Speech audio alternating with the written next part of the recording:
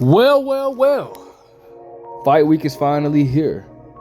What's good? It's the one and only boy. What do I know? Boxing coming back at y'all with another one, man. So it is fight week for Artur Beterbiev and Dmitry Bivol. And I am here to drop my prediction, who I want to win, who I think will win, and why I'm picking this person, okay? First and foremost, let me say that it's finally here for undisputed light heavyweight title. This seems to be the era of light heavyweights. I said light heavyweights. The era of undisputed. And it all started, I'm gonna be honest with you, it all started with Terrence Crawford. Terrence Crawford was the first undisputed champion since Jermaine Taylor, the first 4-belt undisputed champion since Jermaine Taylor. Do you know when Jermaine Taylor became undisputed? 2005. I know that because, of course, Jermaine Taylor is my uncle. But anyways, all right, Jermaine became undisputed in 2005. All right. Terrence Crawford became undisputed in, what was that, 2016 or 17? I think 2016. All right. So ever since Terrence Crawford became undisputed at 140 pounds, it just seems like everybody has been going for undisputed, and this is a beautiful thing. All right. Now, the funny thing about these two fighters, Artur Beterbiev and Dmitry Bivol, is that they have been both competing at 175 pounds before Errol Spence and Terrence Crawford were even talked about fighting. They were at 175 pounds before Terrence Crawford was even at 147 pounds, right? And they are just now fighting each other. But it's okay, all the marbles are on the line. Now, personally, listen, I like Dmitry Bivol more. I've always stated that Dmitry Bivol is my favorite fighter at 175 pounds. But I'm gonna be honest with you, I am picking Artur Beterbiev, and I'm gonna tell you why. All right, aside from the styles, first of all, both of them do different things very well. These guys are very good at their craft in very different ways. All right, Dmitry Bivol is very good at controlling range and distance with his jab, his in and out movement. Dmitry Bivol, okay, so in this fight, you have one person that relies on athleticism and you have one person that relies purely on boxing. Dmitry Bivol relies more on athleticism than Artur Beterbiev. And again, that's his again, he uses his legs. I love how he'll throw the 1-2, take a half step back. That right there is the basics that people do not understand how is important. And that's why guys like Canelo Alvarez, Dmitry Bivol's style will always be wrong for guys like Canelo Alvarez, because Dmitry Bivol throws straight punches so well, and he has good legs, he has good footwork. That's gonna always be a kryptonite for Canelo Alvarez. And so Dmitry Bivol does great with that. He controls range, controls distance. He's good at throwing that jab. Good at the jab, half step back dip, coming boom boom, controlling the pace. Like, he's very good at that. Where you have Artur Beterbiev, who to me has the second to none when it comes to positioning themselves. Dude, first and foremost, has a perfect balance. If you look at his stance, that's exactly how anybody should be wanting to. That's what you should teach anybody, how like his stance and how he positions himself. Artur Beterbiev is just perfect to me, in my opinion. It is perfect, like second to none. And the dangerous thing about Artur Beterbiev is that he has that power where he doesn't have to have that. He doesn't have to have this explosiveness behind it. He has God-gifted power, where meaning that he can be on the inside and throw a 6-inch punch and it's gonna hurt, and he can be on the outside and throw a hook and it's gonna hurt. It's gonna affect you. He just has that natural power, kind of like Triple G. Actually, just like Triple G. Triple G has he doesn't have to have explosive. He doesn't have explosive power, and he just has that natural power. Where like when I say explosive power, think about explosive power is Canelo Alvarez. Think about Canelo Alvarez. He has explosive power.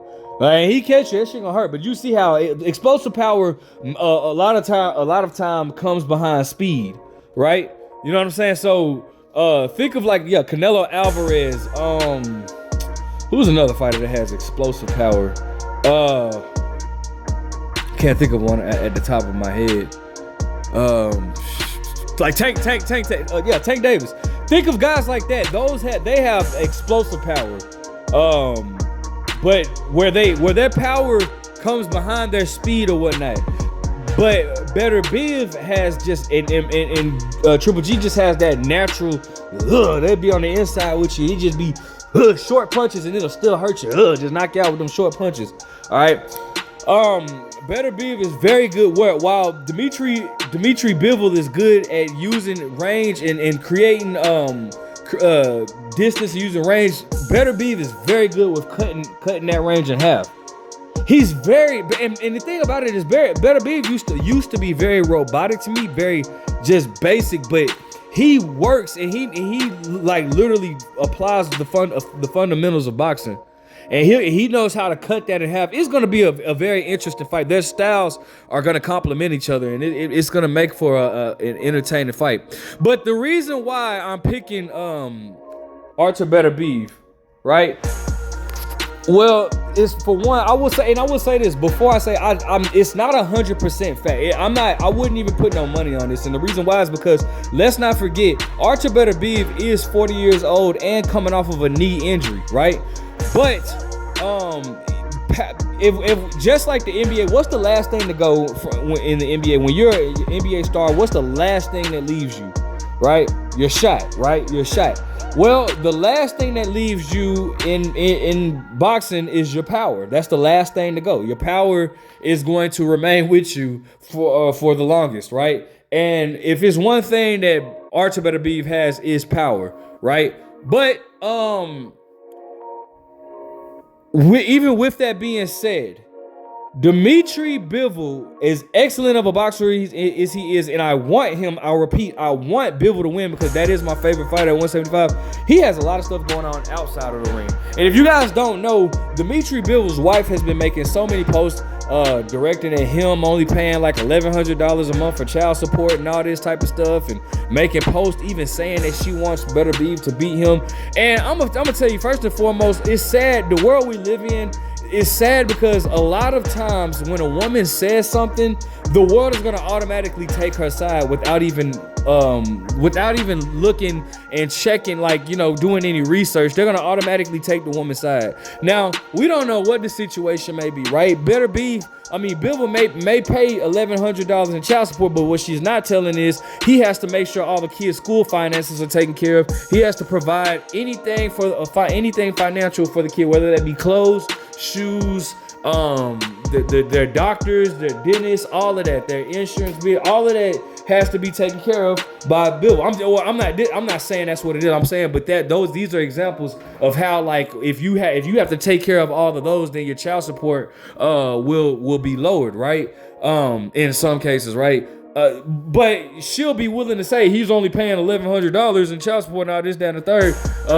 But with that being said, he has to take care of all these other responsibilities with the child as well.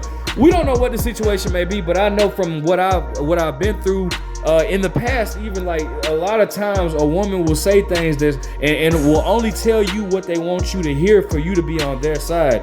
And she has been bashing the hell out of him.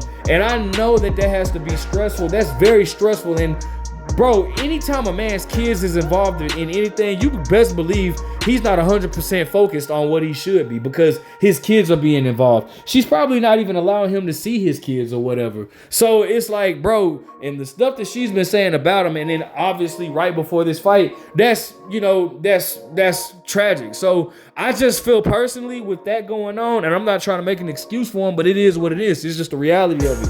I think that Bivol has a lot going on outside of the ring that's going to hinder his focus inside of the ring. Now, as far as the competition levels that they've been having, they both fought similar competition, right? They both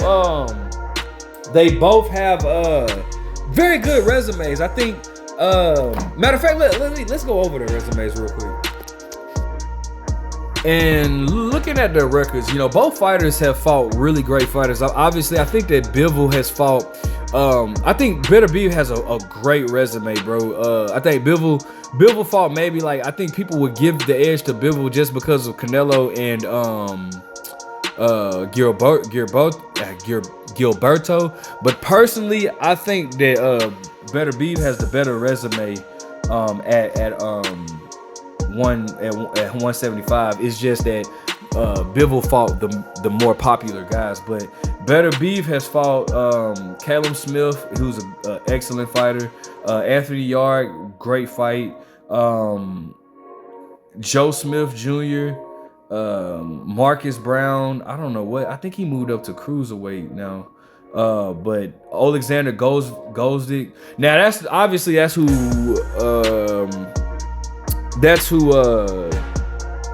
Benavidez just fought.